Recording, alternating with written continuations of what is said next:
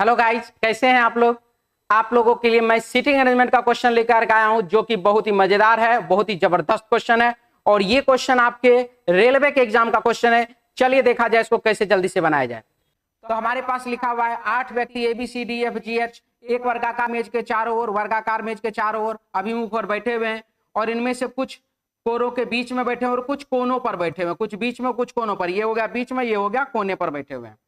अब हमको इस क्वेश्चन को बनाने के लिए जिस नाम का प्रयोग सबसे ज्यादा बार किया गया है उस नाम का प्रयोग करना है, क्योंकि उससे क्वेश्चन जो है कॉमन के बेस पर जल्दी बनता है। इसलिए तो हम यहां पर देख रहे हैं कि बी का प्रयोग हमारे प्रश्न में बहुत ही ज्यादा बार किया गया है, तो हम बी का प्रयोग करेंगे। लिख रहा है कि बी ई के बाएं से दूसरे स्थान पर बैठा है, ई के बाएं पहला, ई के बाएं दूसरे स्थान पर बैठा हुआ है।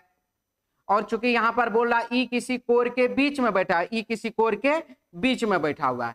फिर लिखा हुआ है बी के बाएं से गिनने पर जी और बी के बीच केवल 3 व्यक्ति हैं। बी के बाएं से गिनने पर जी और बी के बीच 3 व्यक्ति, 1 2 3 व्यक्ति हैं। बी के बाएं से गिनने पर जी और बी के बीच में 3 व्यक्ति हैं। हो गया यहां तक। फिर लिखा है कि ए बी के दाएं से तीसरे स्थान पर बैठा, बी के दायां पहला, बी का दायां दूसरा, बी के दाएं तीसरे स्थान पर ए बैठा हुआ है।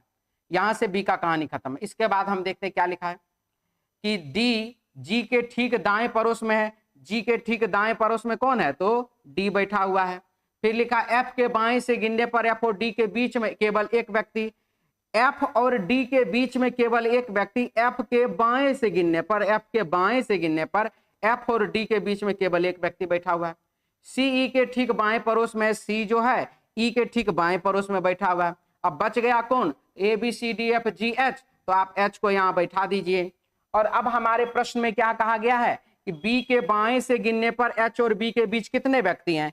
B के बाएं से गिनने पर H और B के बीच में सिर्फ और सिर्फ एक व्यक्ति है। हमारे क्वेश्चन का आंसर हो जाएगा ऑप्शन सी।